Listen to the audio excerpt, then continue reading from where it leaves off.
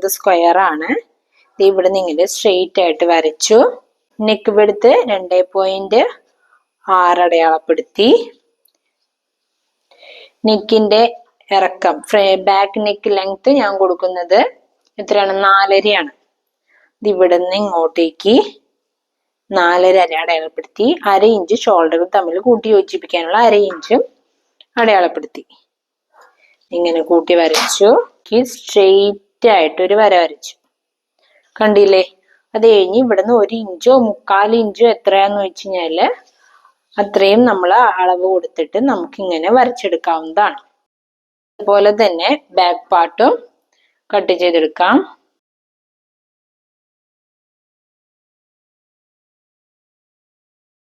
Back part ഇതുപോലെ തന്നെ ഈ 1/2 ഇഞ്ച് ഷോൾഡറുകൾ തമ്മിൽ കൂട്ടി യോജിപ്പിക്കാനുള്ള 1/2 ഇഞ്ച് വിട്ടിട്ട് വേണം കട്ട് ചെയ്യാനായിട്ട്.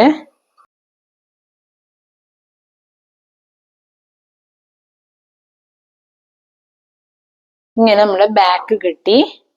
ഇത് നമ്മുടെ ബാക്ക് നെക്കായിട്ട് സ്ക്വയർ ഞാൻ എടുക്കാണ്. ഉള്ള തുണി, ലൈനിങ് തുണിന്ന് നമുക്ക് അതിനാവശ്യമായിട്ടുള്ള ഒരു പീസും കൂടി എടുത്തു. നമുക്കിതൊന്നെങ്കിൽ അയൺ ചെയ്ത് നമുക്ക് ഈ ലൈനിങ് തുണിയിലേക്ക് ഇത് ഫിക്സ് ചെയ്യാം. ഇല്ല എന്നുണ്ടെങ്കിൽ നമുക്ക് സ്റ്റിച്ച് ചെയ്താലും മതി. അങ്ങനെ ഞാൻ ഇത് അയൺ ചെയ്ത് കൊണ്ടുവന്നിട്ടുണ്ട്.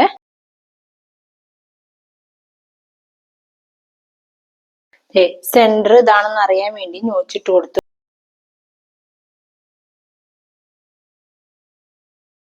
ഇതാണ് സെന്റർ. ഇതിന്റെയും സെന്റർ നല്ല തുണിയുടെ നല്ല വശമാണ്. നല്ല വശത്ത് ഈ സെന്റർ ഒപ്പത്തിനൊപ്പം ഇങ്ങനെ വെക്കുക.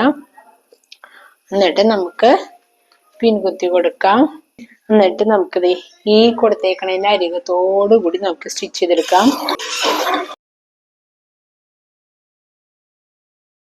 എന്നിട്ട് നമുക്ക് ഒരു 1/4 ഇഞ്ച് ഗ്യാപ്പിൽ നമുക്കിത് കട്ട് ചെയ്യാം. എന്നിട്ട് നമുക്ക് അവിടെയായിട്ട് ചെറിയൊരു കട്ടിങ് കൊടുക്കാം. ഈ കോർണറിൽ എത്തുമ്പോൾ നമ്മൾ സ്റ്റിച്ചുമ്പോൾ കൊള്ളാത്ത രീതിയിൽ ചേർത്ത് നമുക്ക് കട്ട് ചെയ്തെടുക്കാം. എന്നിട്ട് നമ്മള് ഇതിനെ ഇങ്ങനെ ആക്കി ജസ്റ്റ് ഒന്ന് കൈകൊണ്ട് ഇങ്ങനെ പ്രസ് ചെയ്ത് കൊടുക്കുക. ഇല്ല എന്നുണ്ടെങ്കിൽ നമ്മളുടെ ജസ്റ്റ് ഒന്ന് അയൺ ചെയ്യുക. എപ്പോഴും ഓരോ സ്റ്റെപ്പ് കഴിഞ്ഞിട്ടും അയൺ ചെയ്യുന്നത് തന്നെയാണ് എന്തുകൊണ്ട് വൃത്തി. നിങ്ങൾ ഒരു തവണയെങ്കിലും അങ്ങനെ ചെയ്ത് നോക്കാം. അപ്പൊ നമുക്ക് അയൺ ചെയ്തിട്ട് സ്റ്റിച്ച് ചെയ്യുന്നതും അയൺ ചെയ്യാണ്ട് സ്റ്റിച്ച് ചെയ്യുന്നതുമുള്ള ഡിഫറൻസ് എന്താന്നുള്ളത് കറക്റ്റ് ആയിട്ട് മനസ്സിലാകും. എല്ലാവരും ഒരു തവണയെങ്കിലും അയൺ ചെയ്ത് നോക്കാം. എന്താണെന്ന് വെച്ച് കഴിഞ്ഞാല് ഇതിന് നമ്മൾ ഇപ്പുറത്തേക്ക് എടുത്തിട്ട് നമ്മുടെ ഈ ഭാഗില്ലേ ഇത് ഇങ്ങനെ നേരെ വരത്തക്ക രീതിയിൽ തന്നെ ഇങ്ങനെ വെച്ചിട്ട് ഈ ലൈനിങ് തുണിമക്കോടെ വേണം സ്റ്റിച്ച് ചെയ്യാൻ. അരികെ ചേർത്ത് നമ്മൾ നല്ല തുണിമ കൊള്ളാൻ പാടില്ല.